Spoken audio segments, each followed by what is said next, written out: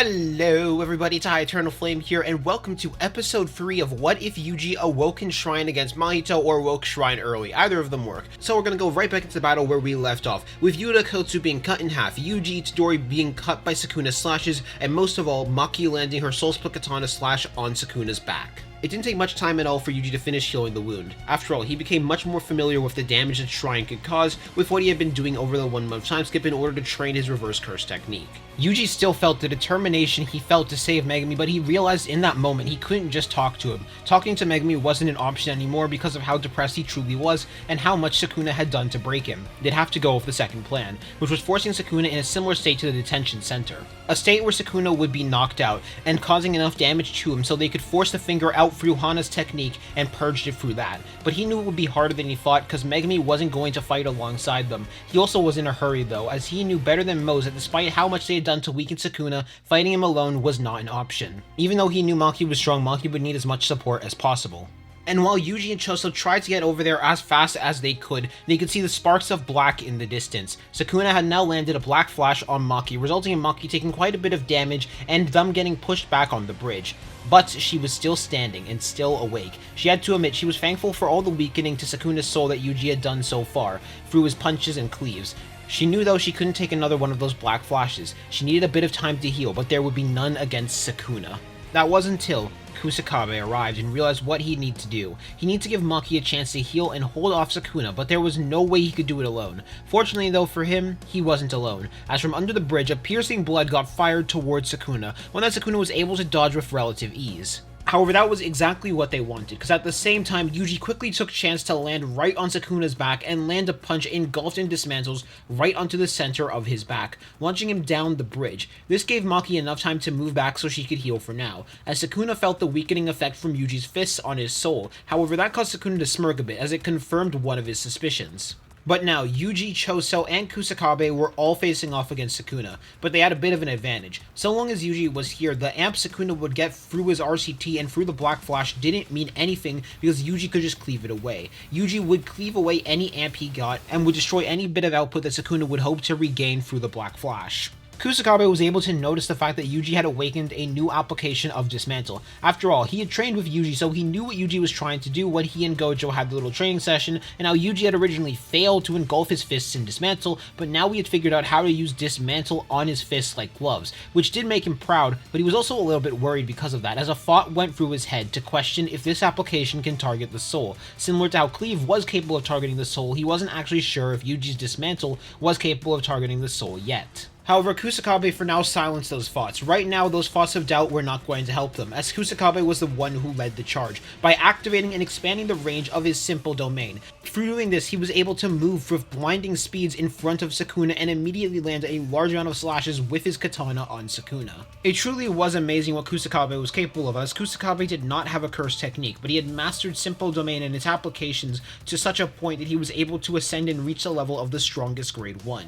The damage was building up on Sukuna's body, which was only going to get better and better for them and worse for Sukuna the longer they continued, as Kusakabe took that moment to launch Sukuna right off the bridge before it was followed by an attack from Choso. Because that was when Choso clapped his hands together in order to use the piercing blood and fire it right at Sukuna. After all, Sukuna was midair. Sukuna should have no way to dodge this attack. At least that was what Choso had believed based on everything he knew about Sukuna. But Sukuna did have a way, as he ended up hopping off air, which caught the both of them off guard, as there was no way for either of them to be able to predict that Sukuna had such an ability that allowed him to hop off of air. However, there was one person who wasn't caught off guard by such an ability, and that person was Yuji Itadori himself. He had seen Sukuna do this when Maki and him battled a month ago, so this was something he was already aware of, as he hopped behind Sukuna in that moment, using Cleave on the ground to make an explosion to launch himself upwards with a bit more speed, and a similar method to Sukuna's spiderweb technique that he had used against Yuji and Maki. Before it was then followed up by a punch he landed straight on Sukuna's side as he attempted to grab onto Sukuna's arm and land a cleave. The keyword though being attempt, as a moment before Yuji could grab Sukuna, Sukuna spun mid-air and lifted up his hand like a finger gun to shoot Yuji right back into the ground with a dismantle, as Sukuna himself landed, as he explained to them what Yuji's weakness was. Yuji could not use dismantle to target the soul, but Yuji also couldn't immediately use dismantle after cleave. There was always a slight delay of around 5 seconds, hands, which he was able to figure out through the fact that Yuji wasn't always using his dismantle with his fists, and it was true. Despite how much he had trained and gotten better, he couldn't immediately swap between slashes like someone like Sukuna could. But during that explanation, several supernovas rose out around Sukuna, supernovas that Choso had gotten to set up during Yuji and Sukuna's mid-air scuffle with each other, that Choso activated while Sukuna was going on his speech about Yuji's flaw of his technique. Sukuna couldn't help but admit he was a little bit impressed that they had actually caught him talking like that and took advantage of that. No matter, this wouldn't be much of an issue for him. This time, though, Yuji and Kusakabe had a bit of a different plan of attack, because they were going to go out together this time rather than Kusakabe leading and then Yuji being the final move. No words needed to be exchanged between the student and master, as Yuji's hand this time were completely engulfed in dismantles, as Sukuna covered two of his hands with his own slashes in that moment, almost as if to tell them to bring it on. As the battle immediately started with Kusakabe attempting to land a slash on Sukuna's left side, while Yuji went for a dismantle and punch on Sukuna's right side. However, Sukuna was very quick to block both of the strikes. While Kusakabe was launched back, Yuji was not. He was able to equal out the slashes thanks to how much of Sukuna's output had been weakened and landed another punch on Sukuna's body. Following that punch, Yuji launched a dismantle right at Sukuna, as at the same time, Sukuna delivered a kick on Yuji, launching him back as the dismantle hit Sukuna. Though during the launch, Choso was very quick to play support, as Choso created a blood platform behind Yuji. Which was also when Kusakabe went for his own strike, trying to land another barrage of slashes on Sukuna, but Sukuna broke the katana, staring at him with a confident grin. After all, the same trick wouldn't work twice on Sukuna.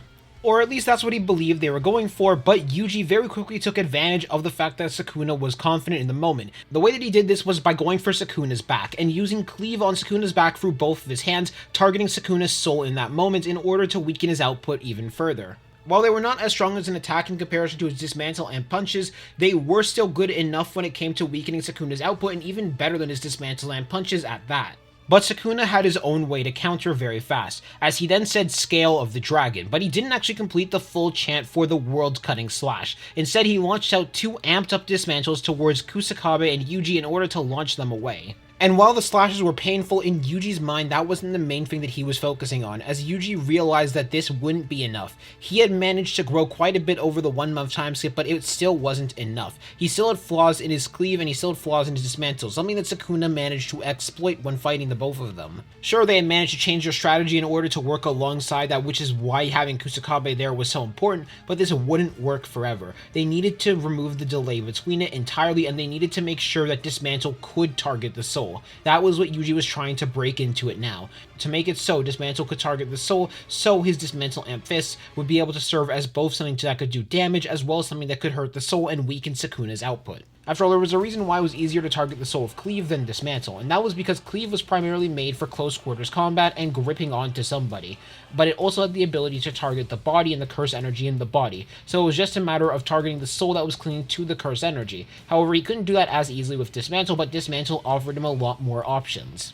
But Yuji's internal reflection was interrupted very quickly as suddenly Sukuna's hands were sliced right off, leaving him with only one of the hands as they were sliced off by the soul split katana by Maki Zenin, the ghost of the Zenin clan that had now finished healing, with Sukuna now only having one hand, while at the same time a hard-hitting punch landed on Sukuna's back. Miguel have also arrived, with LaRue standing next to Choso, as after the two of them had landed their strikes, a massive hand slammed Sukuna right into the ground before vanishing. This battle was now a 6v1 of Maki, Yuji, Miguel, Kusakabe, LaRue, and Choso, all against Sukuna. As Sukuna took a moment in order to assess each of their threat levels. Despite everything, he considered Maki the greatest threat due to the difficulty he was experiencing with healing from her wounds with that blade. Then Yuji, thanks to his ability to weaken the soul. After that was Kusakabe, who he had to admit was stronger than he initially expected. Then LaRue, who was more of a mystery card. And finally Choso, someone he knew he could eliminate at any point. However, that was not the only thing Sukuna had to face either. He knew there was still the woman in the distance with their sacrificial birds. Furthermore, there was the annoying brat who could teleport as well. He needed to eliminate the both of them whenever he could. The teleporting child would likely be easier to eliminate though. As the battle started with Yuji releasing a wave of dismantles, but the wave of dismantles he released had two targets. They were closer to the ground in order to cause more rubble and use the ground as a smoke wave. Of course, for most of the sorcerers, Sukuna would still be able to detect their curse energy, but it was Maki who would be able to take advantage of this, due to the fact that Maki had no curse energy, as Sukuna quickly moved out of the way of the dismantles coming at him. After the wave of smoke, several blood spikes would rain down from the sky on Sukuna. Choso was now aiming to go for large amounts of attacks rather than one fast attack. As he had been able to see, Sukuna could dodge piercing blood quite easily. In spite of that though, Sukuna began to flip, repeatedly dodging the blood spikes that were coming at him. This was when Kusakabe and Miguel both went for Sukuna's sides. As both Kusakabe and Miguel went for a strike on Sukuna's side, Sukuna however was able to block both of their strikes, but Miguel in particular had a hard strike, resulting in Sukuna being launched back a bit. This was when Yuji quickly went for Sukuna's back, using Kusakabe and Miguel's strike to his advantage, and he landed a dismantle engulf punch right on Sukuna to launch him forward into another strike, going to try and put Sukuna in a constant combo and not give him enough time to breathe or be able to cast anything. However, while Sukuna was annoyed from Yuji's strike, he was able to figure out what Yuji's new goal was right now.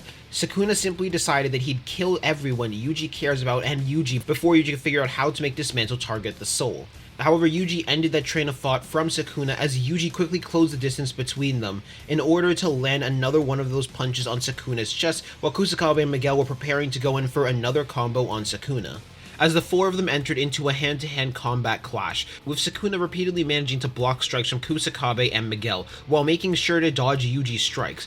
Sukuna was starting to get adjusted to their rhythm before he very quickly placed his hand right onto the ground and activated Cleave Spiderweb, resulting in Yuji, Miguel, and Kusakabe all being launched back from the explosion caused through Cleave Spiderweb. This was the opening Maki had been waiting for, the opening where Sukuna was looking down at the ground and paying attention to the three opponents that were in front of him. So, Maki tried to take advantage of that. Maki tried to go down from the heavens in order to stab the Soul Split Katana right through Sukuna's chest in order to cause another wound that would be incredibly difficult for Sukuna to heal in his current state. However, this was exactly what Sukuna wanted, mainly because this was all a trap. This was all made to be bait in order to lure Maki to attack. So, Sukuna very quickly surrounded his hand in slashes, something he knew worked, and grabbed the Soul Split Katana from Maki. Sukuna was starting to get adjusted to their moves. He was starting to be able to predict how they would work and starting to predict how they would fight, so he was going to set himself up to take advantage of that. As it was then Sukuna used the momentum of Maki falling in order to pull her right into a black flash that they landed on her, while at the same time deflecting the Soul Split Katana away. And while Maki was being launched away through the black flash, Sukuna immediately launched out 3 slashes into Maki in order to further the distance and further the amount of damage that was landed on her.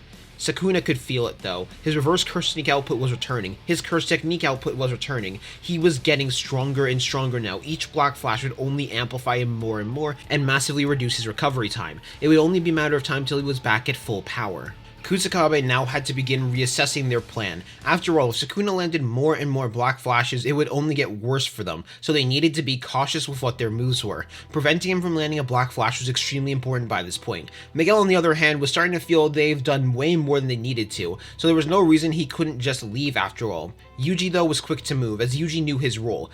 He needed to make sure that any output that Sukuna could hope to regain would be destroyed. After all, with his punches, he could end any progress he had made and send him right back to where he was before. This was when Choso did something that confused Sukuna, which was launching some of his blood onto Yuji's body. However, the reason why he did this was unknown to Sukuna. Yuji was able to figure it out pretty quickly though, before the 3 of them began their battle, starting with Choso attempting to assist via landing a piercing blood on Sukuna. At the same time, Yuji went for a strike straight on Sukuna's chest, infused with Dismantle, an attack and distraction combination, something Sukuna had already seen them do several times. This would be no different, as he was able to move to dodge before a massive hand slammed in Sukuna's back, the hand of Laru, which launched Sukuna into the strikes, forcing him to get hit down to the ground. Out from the rubble though, a wave of slashes would be launched out towards Yuji, Laru, and Choso. However, Sukuna notably wasn't in the wave of rubble. Sukuna had managed to reach behind Laru and black flash Laru right in the back, towards the slashes that Sukuna had launched out at them, with a confident grin now on Sukuna's face. Yuji was able to punch away the slashes that were launched at him, but just barely. Yuji could feel that his power and skill with Dismantle had been growing even now, but it wasn't growing fast enough as he saw Sukuna land another black flash on Laru. Choso just barely managed to dodge the attack, and Yuji could see Choso was starting to get a bit tired. After all, by this point, Choso had fired several piercing bloods, he used Supernova several times, and the blood shards. Sure, Choso's stamina had improved a bit, but it still wasn't boundless. Yuji then rushed at Sukuna, now engaging Sukuna in hand-to-hand combat. After all, he knew so long as he could land a strike, even if it was blocked, it would help them. Yuji this time though, before he made it to Sukuna, quickly placed his hand onto the ground and used Cleave's spiderweb in order to attempt to force Sukuna up into the air, which was a success. As Sukuna could see the little scissor lines appearing, knowing it would be best to avoid that, mainly because he wasn't actually too sure if this would be able to target his soul directly or not. After all, while he knew Cleave on his body could target the soul, he wasn't too sure if Cleave through the ground could target his soul. So Yuji then jumped after Sukuna, and Sukuna launched a dismantle right at Yuji. Based on what he knew, Yuji couldn't air hop after all, so this would force Yuji to take even more damage and force him to have to use even more reverse curse technique.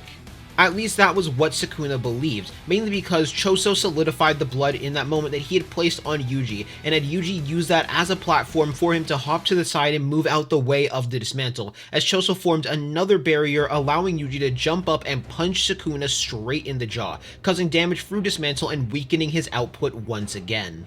But before Sukuna could counterattack, Yuji grabbed onto Sukuna and used Sukuna to launch himself over him.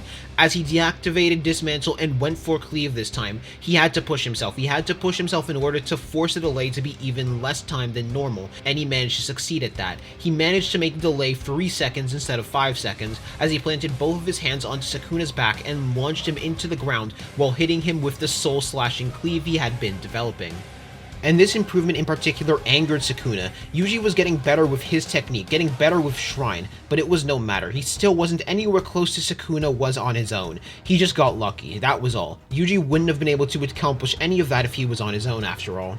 But that was when Kusakabe expanded the range of his simple domain once again while activating Moonlight Veil to go for a slash on Sukuna's back, while Choso at the same time launched out a piercing blood right at Sukuna, as Sukuna with one hand caught the blade while moving out the way of the piercing blood, as he then broke the Moonlight Veil katana of Kusakabe, and he was about to go for another black flash on him, but Choso's piercing blood quickly clung to Sukuna's arm, not as an attack but as blood itself. After all, even the slightest of delays can help with stopping a user from casting the Black Flash, and this delay would certainly help, as Kusakabe ended up getting hit by a normal punch rather than a Black Flash.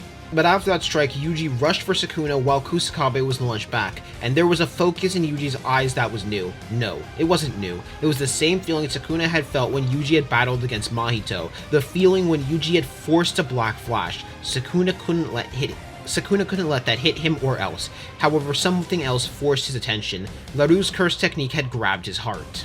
Of course, it didn't take long at all for Sukuna to snap himself out of that, but he didn't do it fast enough, as Yuji landed a Black Flash on Sukuna, with the sparks of black covering the both of them and massively exceeding the both of them in size. But following the sparks of black was a wave of slashes that broke apart the bridge while causing quite a large amount of cuts to Sukuna. However, there were two things Sukuna could immediately note. Number one, the Black Flash caused a significant amount of damage to his soul, much more damage to his output than he thought it would have, but there was something else that was even more important. The Dismantle was now capable of harming his soul. Within the Sparks of Black, Yuji had now awakened, and gained the ability to use Dismantle to target the soul. And that's where we're going to end this part of the What If, as the next part we're going to cover Yuji versus Sukuna Awakened, and see how that's going to go for Yuji. Now I hope you enjoyed this part of the What If Yuji awoke Shrine early. I hope you all have a good day. I'm gonna see y'all later. Peace out.